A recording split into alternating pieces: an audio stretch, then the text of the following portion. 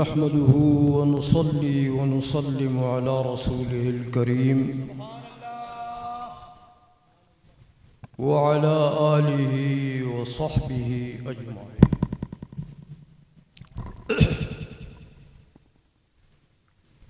أما بعد، فقد قال الله تبارك وتعالى في القرآن المجيد والفرقان الحميد: ومن يؤت الحكمة فقد أوتي خيرا كثيرا. صدق الله مولانا العظيم، وبلغنا رسوله النبي الكريم الأمين، ونحن على ذلك لمن الشاهدين والشاكرين، والحمد لله رب العالمين. وقال الله تبارك وتعالى في شان حبيبه: إن الله وملائكته يصلون على النبي يا أيها الذين آمنوا صلوا عليه وسلموا تسليما. اللهم صل على سيدنا محمد وآله وعترته بعدد كل معلوم لك. والصلاة والسلام عليك يا سيدي يا رسول الله، وعلى آلك وأصحابك يا سيدي يا حبيب الله. والصلاة والسلام عليك يا سيدي يا رحمة للعالمين، وعلى آلك وأصحابك يا سيدي يا شفيع المذنبين. منبع فیض و کرامت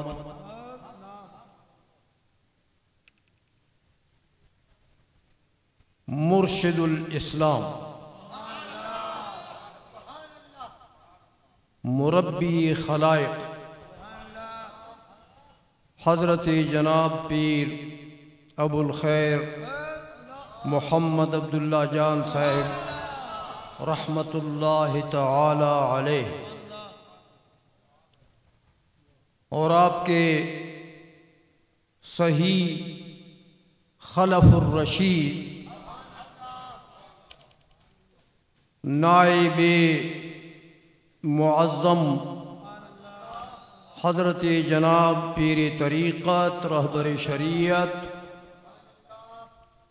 جناب صاحبزادہ محمد بدر عالم جان صاحب دامت برکاتہم القدسیہ، اور میرے نہایت ہی قابل احترام اور بہت زیادہ میرے دل کے قریب حضرت صاحبزادہ پیر طریقت رہبر شریعت جناب صاحبزادہ فخر عالم جان صاحب دامت برکاتہم القدسیہ، اور میرے نہایت ہی محترم قابل عظمت قابل اکرام مشائخ و حاضرین و سالکان عظام، السلام علیکم ورحمۃ اللہ.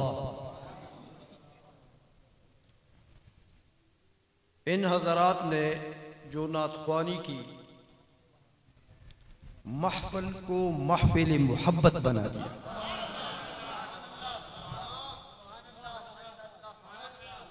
آپ یقین جانیں میں کچھ اپنے ذہنی طور پر ایسے کشمکش میں مبتلا ہو گیا کہ ذہن اب اس محبت کے جذبات کو نظر انداز نہیں کر سکتا کہ اپنے مقولات کی طرف اس کو لے آؤں. ایسا میرے دماغ کو محو کر دیا حضور کی محبت میں، اہل محبت کی محبت میں بندہ جان کھو بیٹھتا ہے. اس لیے میں کوشش کروں گا کہ میرا ذہن واپس آ جائے اور کچھ اس محفل کے مطابق آپ حضرات کی خدمت میں کچھ محبت کی باتیں میں بھی رکھ سکوں. میں نے آج جو قرآن عظیم کا کچھ تھوڑا سا حصہ آپ کی خدمت میں رکھا ہے، وہ حضرت ابو الخیر کے متعلق ہے.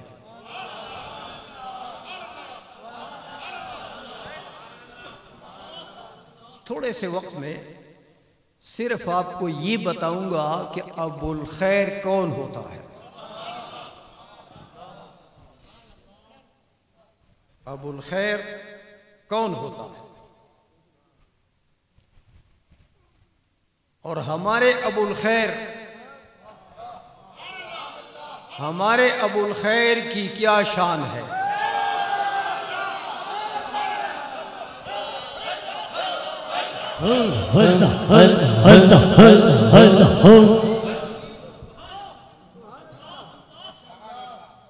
قرآن نے ارشاد فرما دیا کہ ابو الخیر کون ہوتا ہے؟ وَمَن يُؤْتَ الْحِكْمَةَ فَقَدْ أُوتِيَ خَيْرًا كَثِيرًا. ابو الخیر کی تعریف قرآن کر رہا ہے. یہ اب کا جو لفظ ہوتا ہے عربی لغت میں، علماء بیٹھے ہوئے ہیں، مشائخ بیٹھے ہوئے ہیں، سب جانتے ہیں. اب کا معنی صرف باپ نسبی کے نہیں آتا. اب کے بہت سارے معنی ہیں. ایک معنی باپ روحانی بھی ہوتا ہے جو اپنا پیر اور اپنا استاد ہوتا ہے. پیر بھی استاد ہوتا ہے. پیر اور استاد ایک چیز، ایک معنی نہیں، کیونکہ پیر فارسی کا لفظ ہے، اس کا معنی دینی رہنما، جو دین میں آپ کی رہنمائی کرے، خدا کی طرف راستہ دکھائے.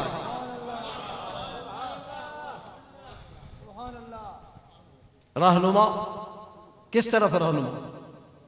اللہ کی طرف جو راستہ جاتا ہے اس راستے پر آپ کو رواں دواں کرے. رہنما. استاد بھی یہی ہوتا ہے، دینی استاد بھی ہوتا ہے، وہ بھی یہی کام کرتا ہے. ہر ٹیچر نہیں، دینی ٹیچر، دینی علوم کا استاد. تو قرآن نے فرما دیا کہ وَمَن يُؤْتَ الْحِكْمَةَ، جسے حکمت دی گئی، جسے حکمت دی گئی، فَقَدْ أُوتِيَ خَيْرًا كَثِيرًا، تو بس اسے خیر کثیر دے دیا گیا. خیر کثیر دے دیا گیا. واہ واہ سبحان اللہ. واہ. تو میں بات کر رہا تھا کہ اب کے معنی استاد اور پیر بھی ہوتا ہے، اور اب کے معنی صاحب بھی ہوتا ہے.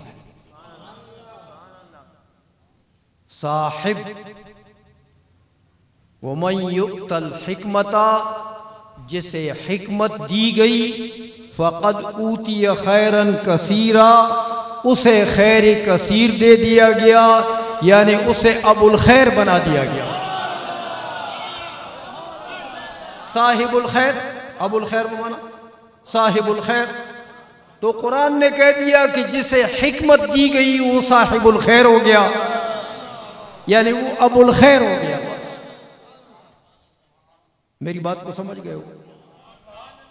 اب تھوڑی سی تشریح اس حکمت کی کرتا ہوں تو آپ خود سمجھ جائیں گے کہ اب ابو الخیر کون ہوتا ہے. کیونکہ قرآن نے صاحب الخیر کو حکمت سے بیان کیا کہ جس کے پاس حکمت ہو وہ صاحب الخیر ہے، وہ ابو الخیر ہے. حکمت کیا چیز ہوتی ہے؟ مفسرین کرام حکمت کے بہت سارے معنی بیان کرتے ہیں، لیکن بعض مفسرین نے تو کمال کر دیا. کوئی کہتا ہے حکمت کہتے ہیں علم نافع کو، ایسا علم دین جس کے پاس وہ علم دین ہے اللہ تبارک و تعالیٰ نے اس کو اس علم پر عمل کی توفیق بھی دیا. علم نافع اس کو کہتے ہیں کہ جس کے پاس وہ علم ہے اس علم پر اسے عمل بھی. علم نافع. تو ایک معنی تو حکمت کا یہ ہے علم نافع. دوسرا ایک اور معنی کرتے ہیں کہ حکمت کہتے ہیں عقل کامل کو. عقل کامل یعنی علم دین اگر ہو تو بھائی مسئلے کی جگہ بھی بندہ پہچانے کہ یہ مسئلہ بیان کرنے کا مقام ہے یا نہیں ہے. عقل کامل. اسی لیے وہ شیخ سعدی نے فرمایا رحمہ اللہ تعالی کہ یک من علم را 10 من عقل باید ہو. ایک من علم کے لیے 10 من عقل چاہیے. اگر علم ہو اور عقل کمزور ہو تو پھر وہی ابن تیمیہ بنے گا.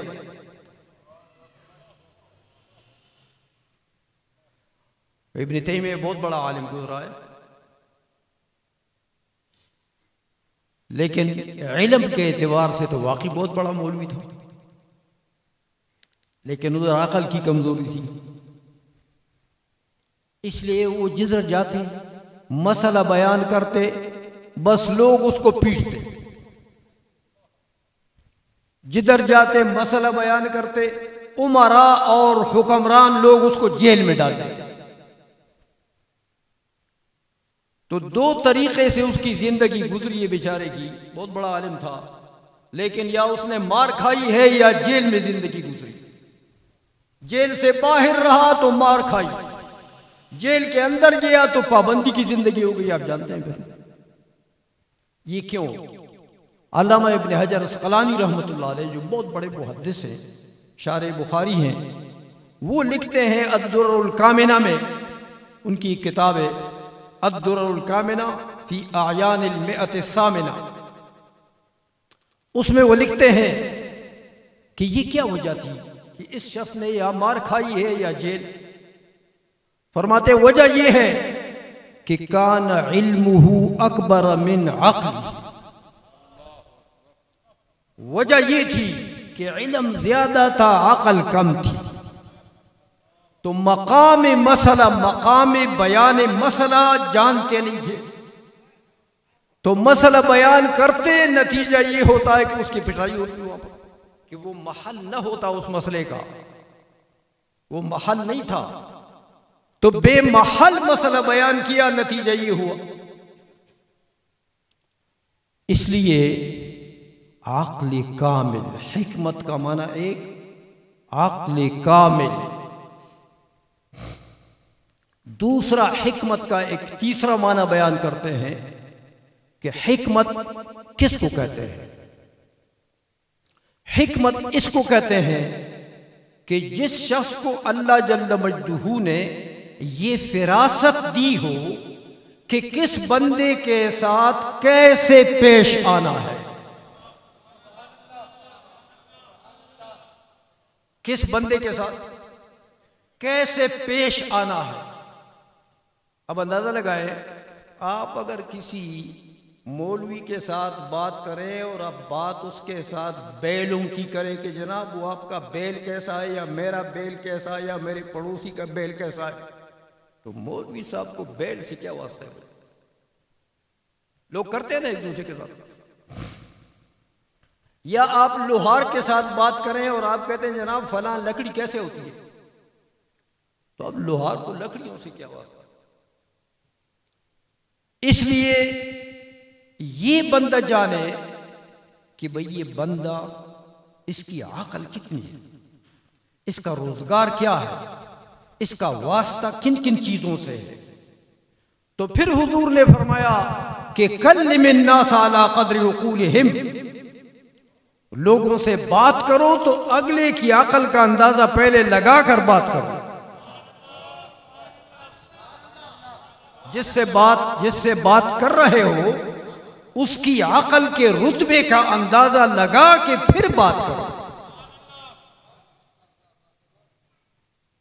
اس کو بھی حکمت کہا گیا کہ یہ حکمت ہے. زیادہ معنی اور بہت سارے معنی علماء نے لکھے، لیکن میں ان 3 پر یہاں پر اکتفا کرتا ہوں کیونکہ یہ جامع ہے بڑے. تو علماء نے بعض نے تو لکھا کہ حکمت علم نافع، بعض نے کہا عقل کامل، بعض نے کہا نہیں جو محل کلام کو جانے اور جو لوگوں کے ساتھ پیش آنے کا طریقہ کار جانے اور ہر مخاطب کے عقل کے مطابق بات کرے۔ لیکن ایک مفسر نے تو کمال کر دیا، انہوں نے کر دیا یار ایک ایک نہ کرو نہ، ان ساروں کو جمع کرو، ایک ایک نہ کرو، ان ساروں کو جمع کرو، تو پھر حکمت بن جائے کہ اللہ جل مجدہ نے کسی کو علم دین بھی دیا، اس پر عمل کی توفیق، عقل کامل بھی دیا، اور عوام کے ساتھ پیش آنے کے طریقے بھی سکھا دیے۔ ان تین چیزوں کو جمع کرو تو حکمت بن جائے گی۔ یہ ہے حکمت، اور اسی حکمت کے متعلق اللہ نے فرمایا کہ وَمَن يُؤْتَ الْحِكْمَةَ فَقَدْ أُوتِيَ خَيْرًا كَثِيرًا، جسے حکمت عطا کی گئی، جسے یہ تین چیزیں عطا کی گئی، اسے خیر کثیر دے دیا گیا۔ واقعی خیر کثیر ہے۔ اب اپنے ابو الخیر کو بھی اس معیار سے پہچانو نا۔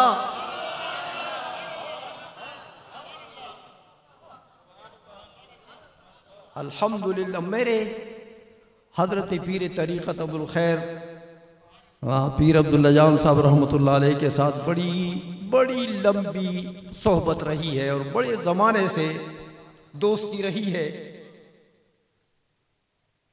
یعنی میں یوں کہوں گا کہ میں 69 میں سرحد میں آیا، اور جامعہ قادریہ کی بنیاد میں نے مردان، اسی 69 میں حضرت نے مجھے تلاش کیا۔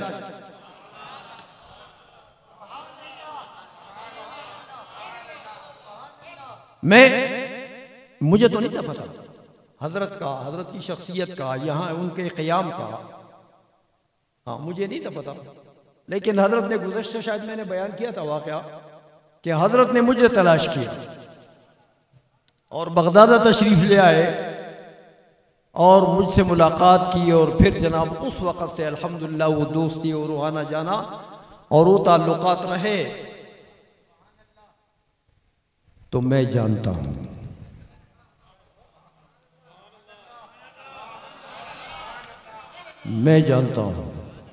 کہ حضرت کو اللہ جل مجدہ نے علم نافع بھی عطا فرمایا،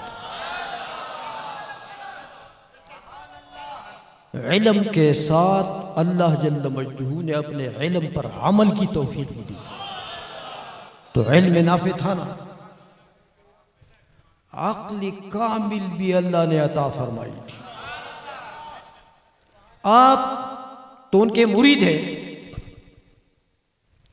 مجھے یہ بتائیں کہ آپ میں سے اس شاہ صاحب کی میرے خیال میں سب سے زیادہ صحبت رہی ہوگی حضرت کے ساتھ،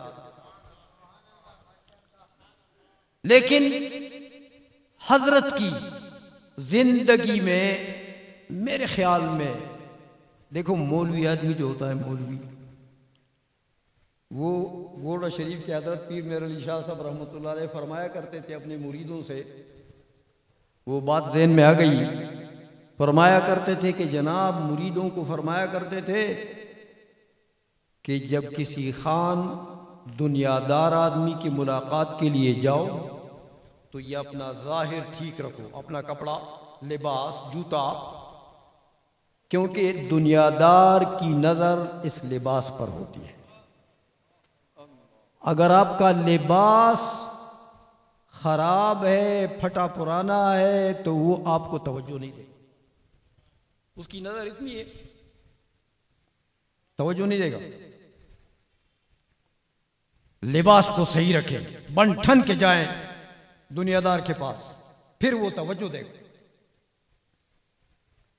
اور اگر آپ علماء کے پاس جائیں، علماء سے ملاقات کریں، تو پھر منہ کو کنٹرول رکھیں کہ عالم دین کی نظر آپ کے تلفظ پر ہے، آپ کے الفاظ پر ہے۔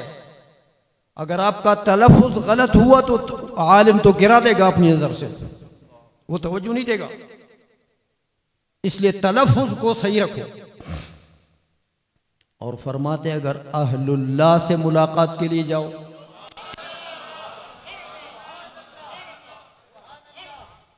اہل اللہ سے ملاقات کے لیے جاؤ تو پھر اپنا دل صاف رکھو کہ ان کی نظر دل پر ہوتی ہے۔ لباس بھی اگر گندا ہے تو خیر ہے، منہ سے اگر کوئی ایسی ویسی بات نکل بھی گئی تو خیر ہے، وہ نظر انداز کر جاتے ہیں۔ بڑے ظرف کے لوگ ہوتے ہیں یہ، اس لیے چھوٹی چھوٹی باتوں پر گرفت نہیں کرتے۔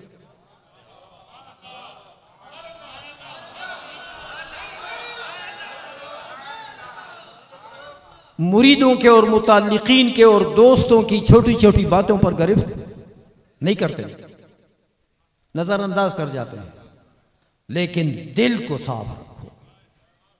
تو اگر آپ کا دل صاف ہے اور اہل اللہ کے پاس گئے ہو تو کچھ لے کر آؤ گے۔ ان کا دربار ایسا نہیں ہے کہ خالی ہاتھ آپ کو چھوڑ کے واپس کریں گے، کچھ لے کر آؤ گے۔ اس لیے مجھے علم ہے الحمدللہ کہ پیر صاحب کو، پیر ابو الخیر عبداللہ جان صاحب رحمۃ اللہ تعالی علیہ کو اللہ جل مجدہ نے عقل کامل بھی عطا فرمایا تھا۔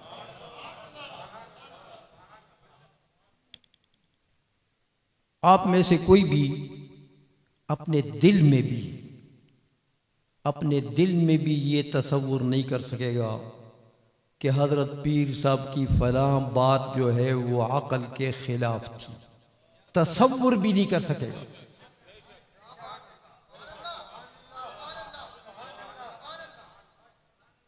اور پھر آپ جانتے ہیں کہ تیسری بات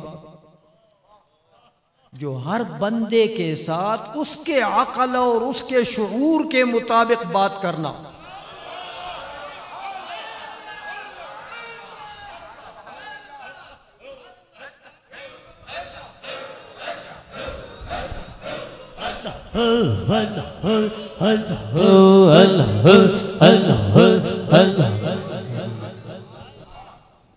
تو یہ تینوں چیزیں جو خیر ابو الخیر کے لیے چاہیے، حکمت کے لیے چاہیے، جس سے حکمت بنتی ہے مجموعہ، وہ تینوں چیزیں اللہ جل مجدہ نے حضرت پیر ابو الخیر عبداللہ جان صاحب رحمۃ اللہ تعالی علیہ کو بوجہ اتم عطا فرمائی۔ اس لیے آپ سمجھ گئے ہوں گے کہ ابو الخیر کون ہوتا ہے۔ کیا خیال ہے، آپ جان لیا ابو الخیر کو کہ نہیں؟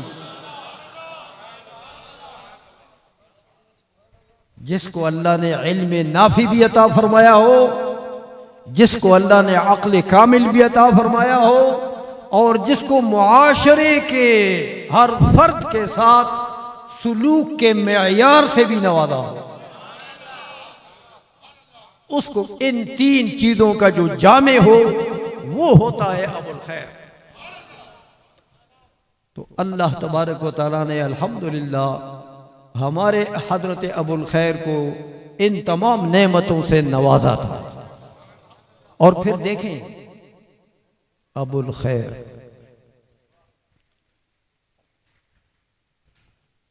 صاحب الخیر،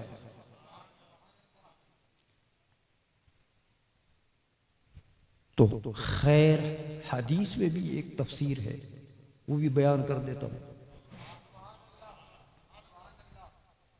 حضور نے فرمایا خیر الناس من ينفع الناس۔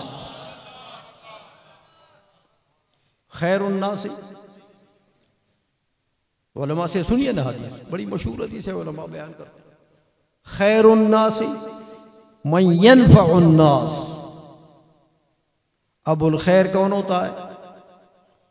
جو عام لوگوں کو، تمام مسلمانوں کو فائدہ پہنچانے کی سوچ ہے۔ بس ان کی سوچ میں کیا ہو کہ اس بھائی کو فائدہ پہنچانا چاہیے، اس بھائی کو بھی فائدہ پہنچانا چاہیے، یہ بھی میرا پڑوسی ہے، اس کو بھی فائدہ پہنچانا چاہیے، اس کو بھی فائدہ پہنچانا چاہیے، وہ بھی میرے متعلق ہے، میرا دوست ہے، اس کو بھی فائدہ پہنچانا چاہیے، وہ میرے پاس کبھی آتے ہیں وہ بھی جھولی بھر کر جائے۔ تو جو دوسری بات ہے ابو الخیر کے لیے، وہ یہی ہے کہ لوگوں کو فائدہ پہنچائے، اللہ کی مخلوق کو فائدہ پہنچائے۔ اب میں آپ کو اس پر مختصر سی بات کرتا ہوں، بات ختم کرتا ہوں۔ دیکھیں یہ مضمون بڑا لمبا ہے، اس موضوع پر بڑی احادیث کا بہت بڑا ذخیرہ ہے، لیکن دیکھیں دنیا میں سب سے بڑی خیر جو کسی مکلف بندے کے لیے ہو سکتی ہے، سب سے اعلی و بالا خیر، وہ کیا چیز ہے؟ جو سب سے بڑی نعمت ہوگی وہ سب سے بڑی خیر ہے۔ کیا خیال ہے؟ جو چیز کسی بندے کے لیے سب سے بڑی نعمت ہو وہ اس کے لیے خیر ہے نا۔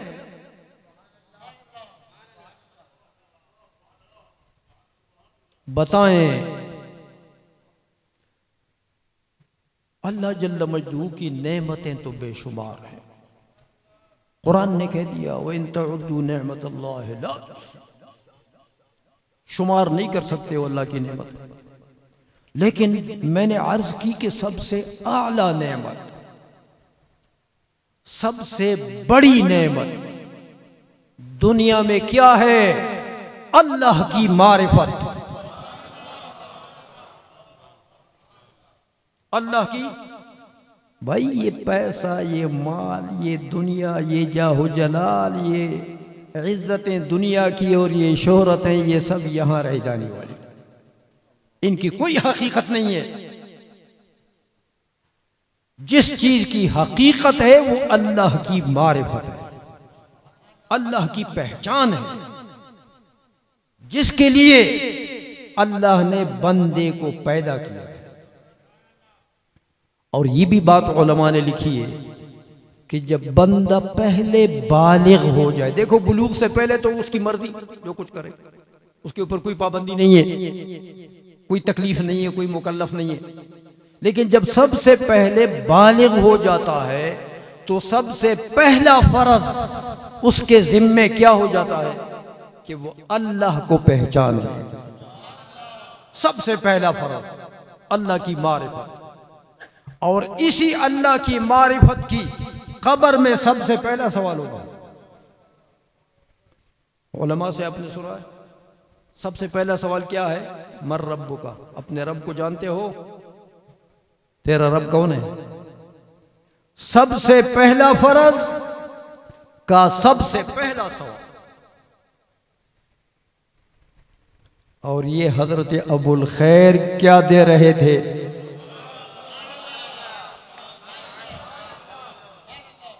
حضرت ابو الخیر نے ہمیں کیا دیا؟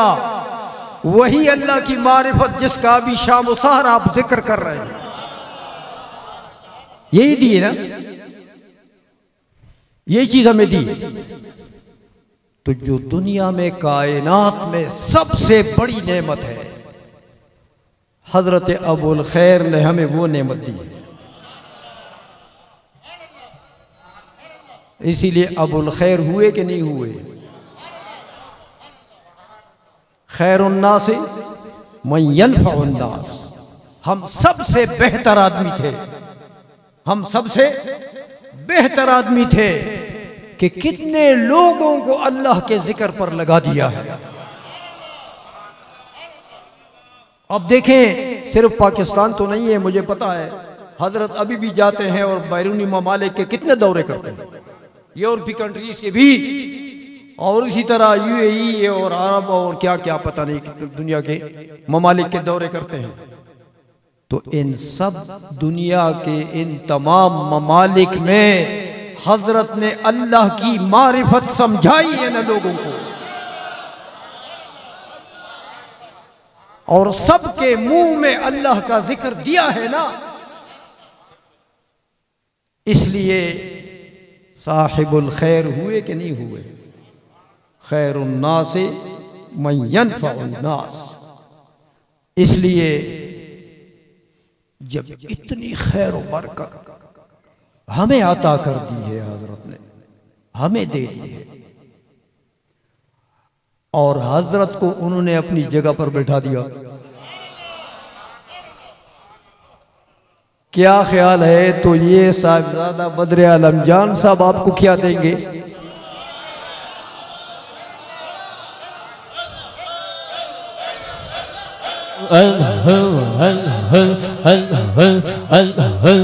آمین۔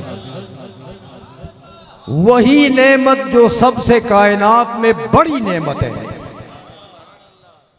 وہی ان کے والد ماجد نے بھی ہمیں دی ہے اور انشاءاللہ یہ بھی عطا فرمائے۔ اللہ تبارک و تعالی ان کے عمر میں برکتیں عطا فرمائے، اور اللہ جل مجدہ ہم سب کو ان کے والد ماجد کے نقش قدم پر چلائے، اور اللہ کا جو ذکر انہوں نے ہمیں دیا ہے اس پر اللہ جل مجدہ ہمیں استقامت عطا فرمائے، اور ہمیں بھی ان کے نقش قدم پر چلا کر صاحب خیر بنا دے۔ ان کے خیر سے جو ہم نے جھولیاں بھری ہیں، اللہ تبارک و تعالی ہمیں وہ دوسرے مسلمانوں تک پہنچانے کی توفیق عطا فرمائے۔ وصلی اللہ تعالی علی حبیبہ سیدنا محمد وآلہ وصحبہ اجمعین برحمتک یا